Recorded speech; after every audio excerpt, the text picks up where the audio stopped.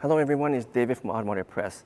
Guess where I am? Well, I am inside the General Motors Design Dome. This is a round dome where they showcase future cars and concept cars. And we're inside the dome because we are taking a look at yet to be announced vehicle from General Motors, and it's a bit of a sneak preview.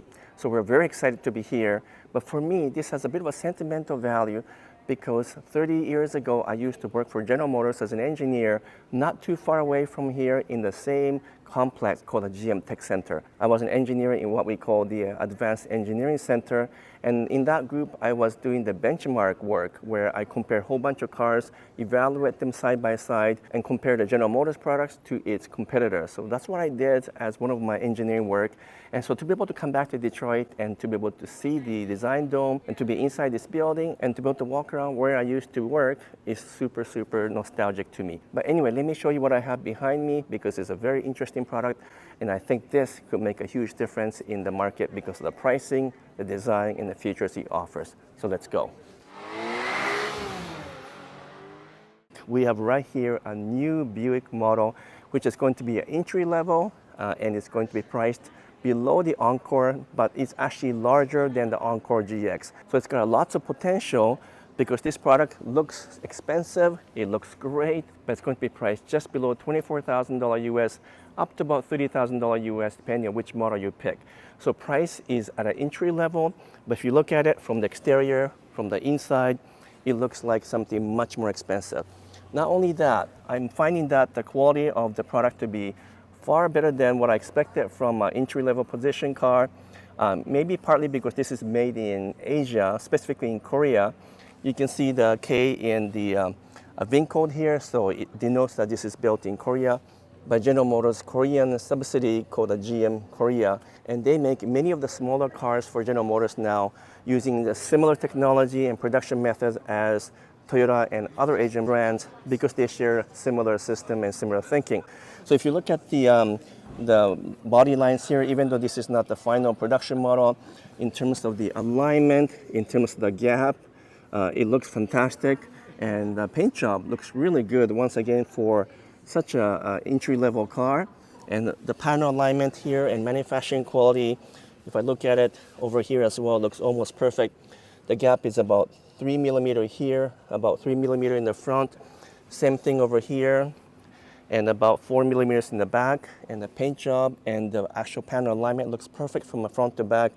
Once again, that's unheard of in an entry-level car at a $24,000 price point. It's impossible to really build a car, be profitable, make it look good, and still attain what appears to be a very good quality all across the board. I'm going to show you the inside as well shortly, but let's just take a quick look outside here because this is something that Buick as a brand is trying to do, which is different from other General Motors brands.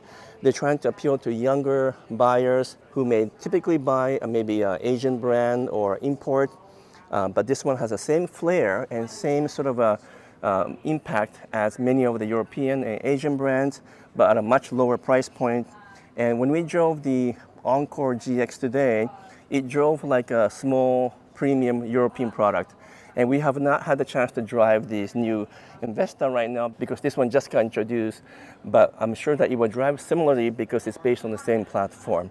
The engine is a little bit smaller on the Envista. It's a 1.2 liter turbocharged 3-cylinder engine, and it only comes in front-wheel drive, not all-wheel drive, mainly because they're trying to price this car a little bit at an entry level. Again, $24,000 is a very attractive pricing. But it is quite a bit longer than the Encore GX, and the wheelbase is also longer, so you do get more volume of space inside. Now I'm inside the Envista, and it has a similar design theme as the Encore GX we drove today, which is also refreshed inside and out. But they have some interesting engineering going on because you have two screens at the same time, but it's behind this large glass panel. So it looks like a single panel, but it's not. But from a design perspective, it's definitely more attractive that way. It is slightly angled down this way to prevent reflection. So that's quite clever as well. And the choice of materials are actually very good. You got softer materials here, and it's not your typical plastic molding texture. I really like this pattern that you see, and even the stitching is blue in color, you can see, in this particular trim. and that is to sort of signal like a high-end luxury item, they were saying. As well, this combination of different materials that looks like aluminum and also a different pattern on the door and a mixture of glossy black and other materials as well. So compared to the interior design of General Motors products from a number of years ago, this is a far cry. It's a huge improvement. It looks much more like an import, a kind of European feel, but I also think that it has kind of its own unique design. I like the fact that it's still sort of a shifter type transmission selector here with lots of buttons and controls, and also control on the steering. You can see the new Buick logo here as well.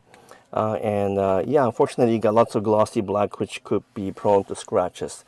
But the overall design looks good. And obviously, this is not the final production model, so we can't drive it or evaluate its feel on the road.